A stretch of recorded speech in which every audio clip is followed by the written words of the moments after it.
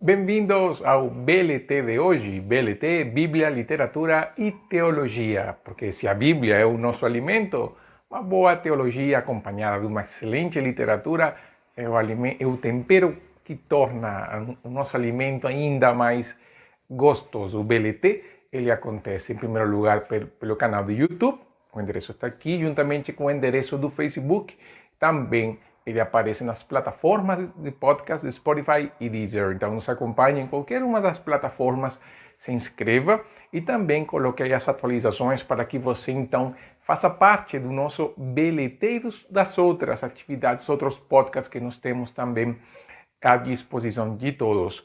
O BLT de hoje, um BLT um pouco mais tranquilo, um pouco mais enxuto, porque eu quero falar de uma questão que vem trazendo muita discussão, muito borbulho aqui na minha cabeça, não?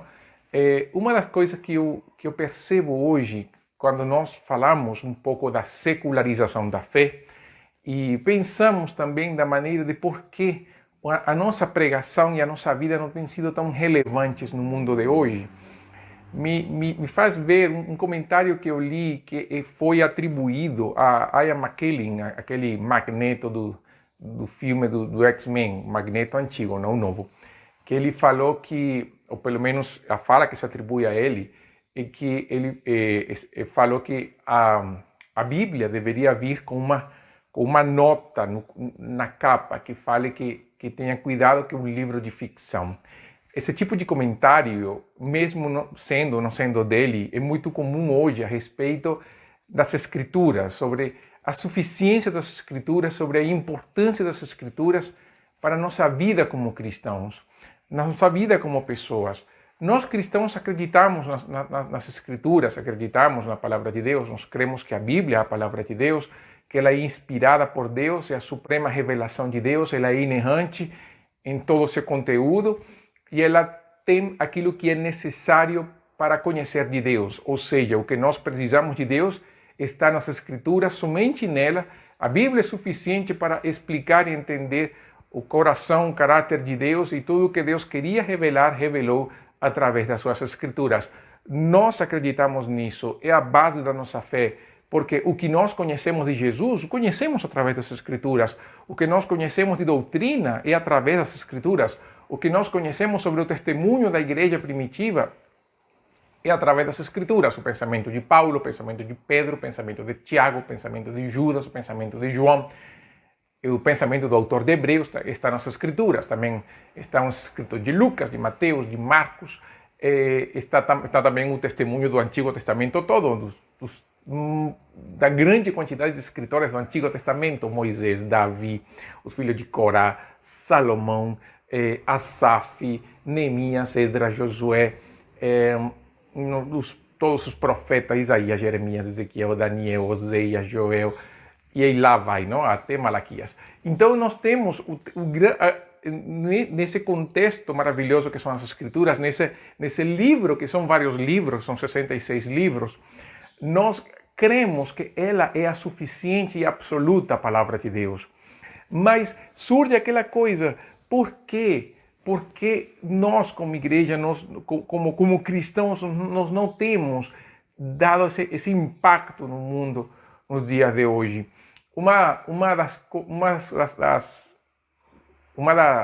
Da condição da igreja, não, na época de William Carey, que é conhecido como o pai das missões modernas, era justamente aquela teoria do quietismo. O quietismo é o extremo, não? Para muitos é o extremo do calvinismo, o calvinismo extremo, mas não é somente o calvinismo. Na verdade, o quietismo é um problema decadente da igreja, porque até quem não é calvinista também às vezes acredita no quietismo. O quietismo é uma rama teológica, um ramo da teologia que pensam que se Deus vai salvar o mundo, ele vai fazê-lo porque ele quer salvar. Então, assim, a pregação se torna irrelevante e basicamente o culto na igreja, ele é uma expressão dos salvos que se convertem basicamente sozinhos. Então, assim, o quietismo é uma maneira de justificar aquela ideia de que a igreja deve manter o número sem crescer. Essa é a ideia do quietismo. O quietismo, então, na época de William Carey, era a teologia mandante nas igrejas. E quando ele, então, uma sessão da igreja, ele se levanta e fala sobre a importância de pregar o evangelho às pessoas, de falar a vida para os perdidos.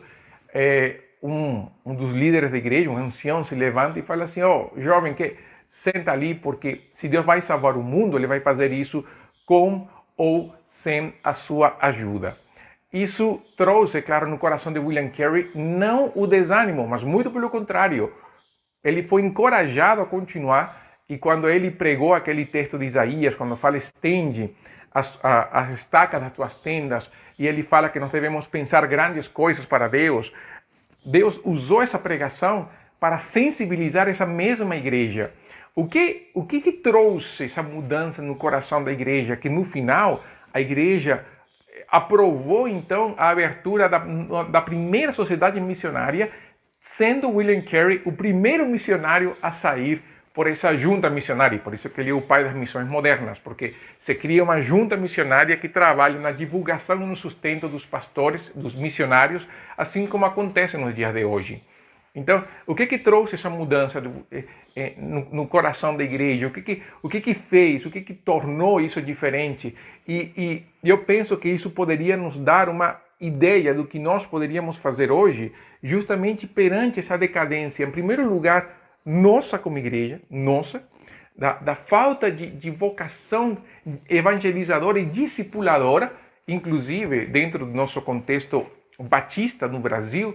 Se fala muito sobre isso, que o Brasil é um país, os batistas brasileiros, aliás, somos bons em missões de envio de missionários dentro e fora do Brasil, mas que estamos um pouco aquém na questão do evangelismo pessoal, da plantação de igrejas e da multiplicação de novos convertidos. E isso é uma verdade. São poucas as igrejas que estão crescendo de uma maneira forte. Por quê? Porque esse espírito quietista está arraigado dentro dos nossos arraiais.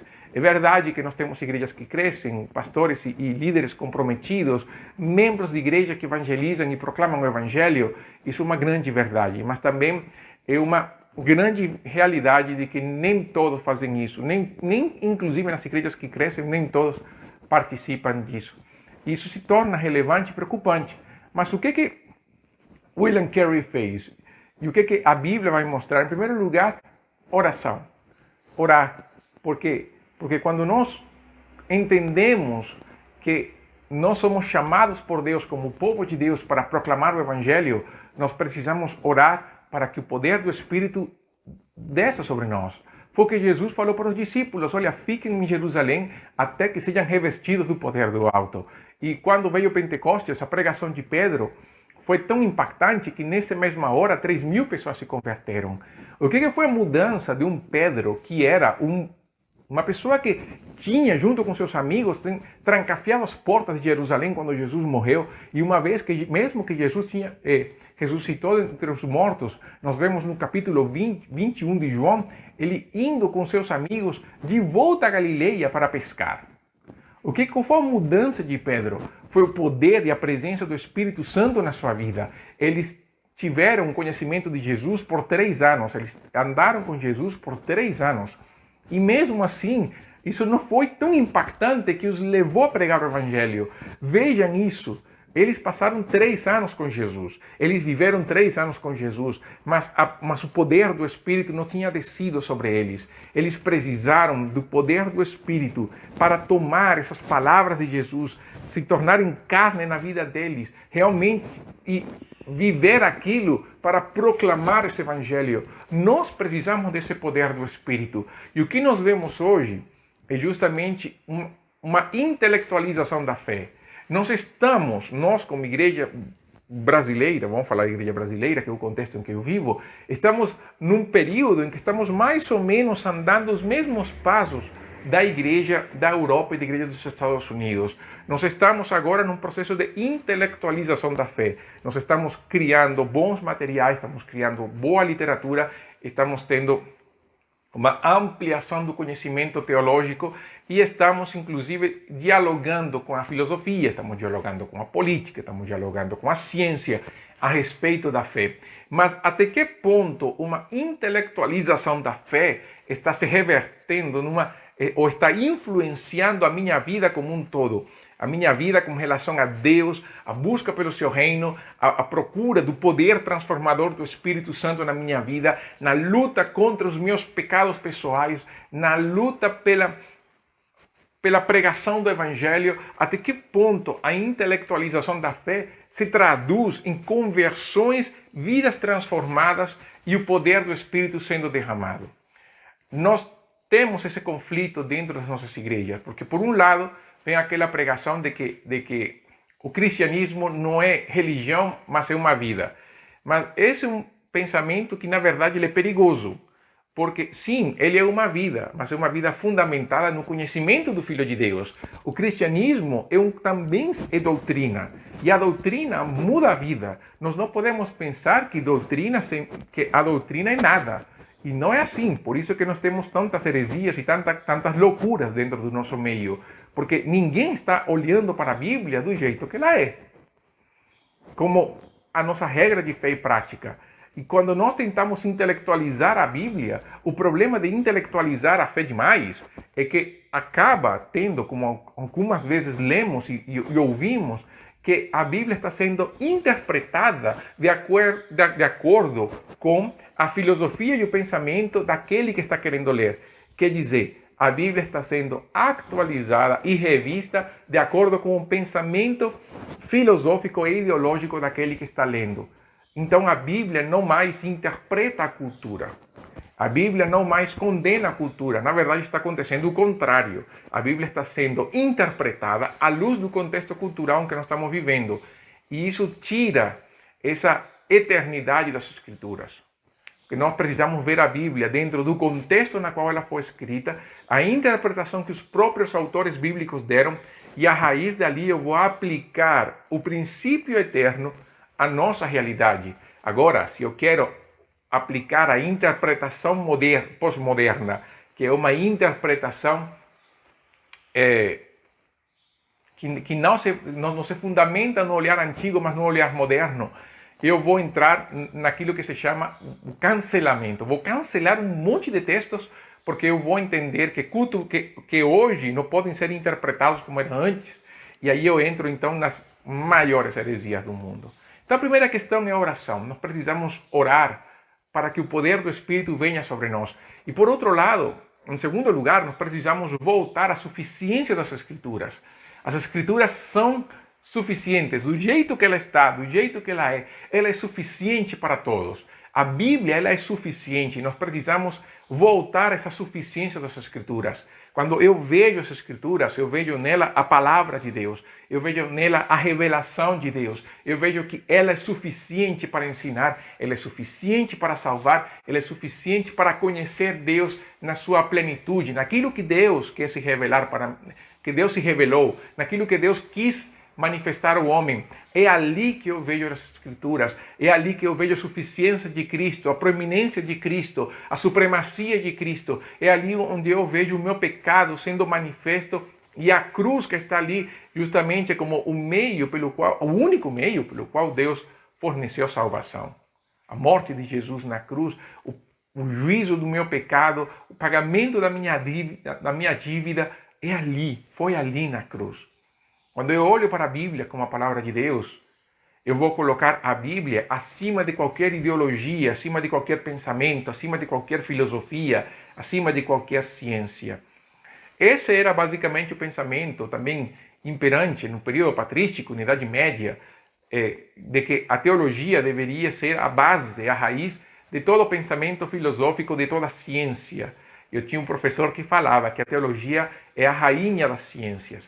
Porque é uma grande verdade, a teologia está fora do contexto das ciências, porque ela é diferente. A teologia vai trabalhar Deus e sua palavra, não como objetos de estudo, mas para que Deus, através da sua palavra, possa estudar eu possa ver Deus através das Escrituras, sondando a minha vida e adaptando o meu coração ao coração de Deus, mas ao mesmo tempo conhecendo Deus. E quando eu conheço Deus, eu posso me ver perante Deus e ver a realidade da minha vida e mudar o meu coração, mudar os meus pensamentos, a moldar a minha vida de acordo com o pensamento do Senhor. Por isso precisamos voltar às Escrituras. não somente num período de intelectualização, entenda, eu acho relevante fazer isso, porque podemos alcançar pessoas que nunca poderíamos ter alcançado. Mas isso não é o fim. Não adianta fazer uma pregação eloquente quando as pessoas não conseguem entender o conteúdo. Eu discordo desse pensamento. Eu concordo com o pensamento de que nós devemos adaptar o nosso conteúdo, adaptar a linguagem do nosso conteúdo ao contexto na qual estamos falando. Eu não posso usar uma linguagem eloquente num grupo de pessoas de pensamento simples. Eu preciso adaptar e voltar à simplicidade da minha fala para que eles possam entender. Foi isso que Jesus fez, foi isso que os apóstolos fizeram também.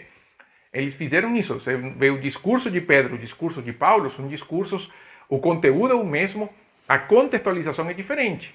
Pedro falou para judeus que conheciam as Escrituras, Paulo falou para pessoas que não sabiam quem era Jesus, nem o Deus dos judeus.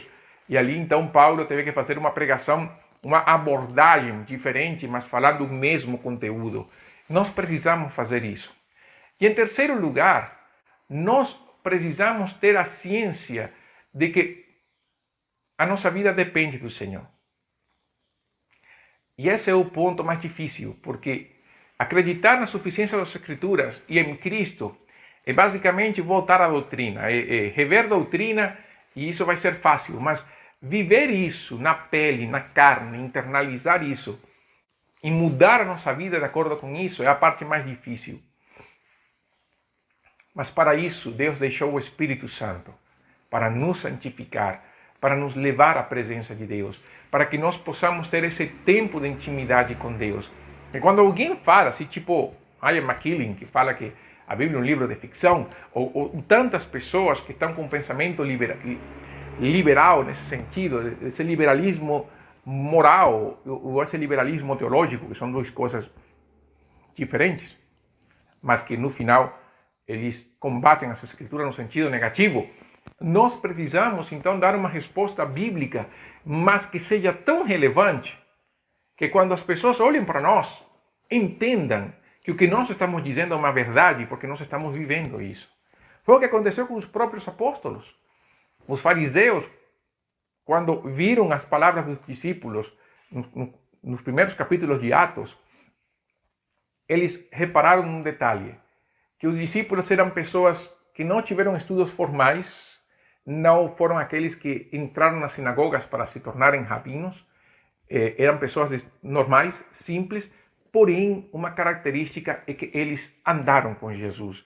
E essa vida de Jesus, no poder do Espírito, os transformou de tal maneira que as palavras dos discípulos eram inegáveis, não tinha como negar isso. Nós devemos sair do contexto em que estamos, enquistados, no sentido de estar parados na mesma vida, e nós precisamos ir além. Além de quê? De permitir que a transformação do Espírito continue no nosso ser. Não pode um cristão dizer, não pode dizer que eu sou assim e assim eu vou morrer. Por quê? Porque ele está colocando a sua natureza pecaminosa acima do poder transformador do Espírito. Ele está dizendo que Deus não consegue mudar o coração. E nós precisamos abrir o nosso coração e permitir que a presença do Espírito transforme o nosso ser. Nós precisamos que essa vida de Deus encha a nossa vida para que possamos mostrar ao mundo a realidade de Deus. A realidade de Deus através das Escrituras, a realidade de Deus através da nossa vida. E eu quero ler aqui em Atos, no capítulo 26, Paulo fala com o rei Agripa. Quando Paulo fala com o rei Agripa, ele vai contar o testemunho dele, ele fala como Deus converteu, a conversão dele. Festo, então, interrompe o Paulo, fala para Paulo que Paulo estava louco, e aí no verso 25 do capítulo 26, Paulo fala assim: não estou louco, ó excelentíssimo Festo, pelo contrário, estou dizendo palavras verdadeiras de perfeito juízo. Porque o rei, diante de quem falo com liberdade, sabe dessas coisas. Não creio que algo disso lhe seja desconhecido, porque essas coisas não aconteceram em algum canto às escondidas. Crês nos profetas, ó rei Agripa? Sei que crês. Nós devemos apelar às pessoas. Apele. Nós precisamos voltar à relevância da igreja, a relevância das Escrituras, a relevância do cristianismo. Nós precisamos mostrar o Cristo vivo. Para mostrar o Cristo vivo, não é somente com argumentos, é com a vida. Não é somente falar, é viver também, mas devemos falar. Paulo nos ensinou que nós devemos proclamar o Evangelho sempre. E na proclamação do Evangelho vem o compromisso de uma vida reta e santa perante Deus. Todas as vezes que nós queremos e nos dispomos a compartilhar o Evangelho, nós seremos sondados pelo Espírito de Deus. E isso deveria nos encorajar a termos uma vida de santidade e obediência ao Senhor. Uma vida de crescimento, uma vida de comunhão, uma vida de procura das Escrituras. Paulo apela ao Agripa para que Agripa cresça no Evangelho através das Escrituras. Por isso que ele fala, cresce nos profetas. Paulo não fala assim, cresce no meu testemunho. Paulo fala, cresce nos profetas. Paulo coloca seu testemunho, mas ao mesmo tempo coloca as Escrituras. Nós precisamos falar para as pessoas, olha, Cristo mudou a minha vida. Porque a minha vida está fundamentada nas Escrituras e elas falam de Jesus. E apelar para as pessoas. Vamos sair da ideia, como Paulo fala a Timóteo, das fábulas e genealogias intermináveis. Preguemos a palavra. Se as pessoas acham que a Bíblia é ficção, em parte, é porque eles não têm visto a Bíblia transformando as vidas daqueles que proclamam que a Bíblia é a palavra de Deus.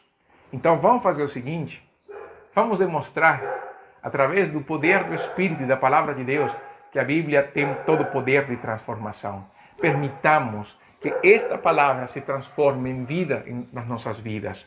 Permitamos que a palavra de Deus, através da leitura, meditação e aplicação, se transforme na nossa verdadeira regra de fé e conduta. Moldemos a nossa vida de acordo com a palavra de Deus. Transformemos nossa vida de acordo com a palavra de Deus. Nós precisamos tomar este livro velho. Por que velho? Tem mais de 2.000 anos, mais de 4.000 anos atrás, o primeiro livro foi escrito. Mas este livro velho, nós precisamos mostrar sua relevância até hoje, porque é um livro que foi escrito pelo eterno Deus e por homens que foram inspirados por ele. Esta palavra, mesmo sendo velha, ela continua sendo relevante e atual. Tão atual como o jornal de amanhã. E por isso nós precisamos ler, aprender, meditar e viver. Viva a Escritura, no poder do Espírito, conhecendo Deus. Nós vamos transformar nossa cidade, nós vamos transformar a nossa nação e nós vamos fazer que aqueles que falam mal das Escrituras reconheçam que nós somos o povo de Deus. Este foi o BLT de hoje. Um BLT de Bíblia, Literatura e Teologia. Porque se a Bíblia é o nosso alimento, uma boa teologia, acompanhada de uma boa literatura, é o tempero que nós precisamos para ter uma vida melhor. Nos acompanhe em nossas redes, através do Facebook e do YouTube, e nas plataformas de podcast de Deezer e Spotify. Até então, até a próxima, que Deus abençoe você. Isto foi BLT.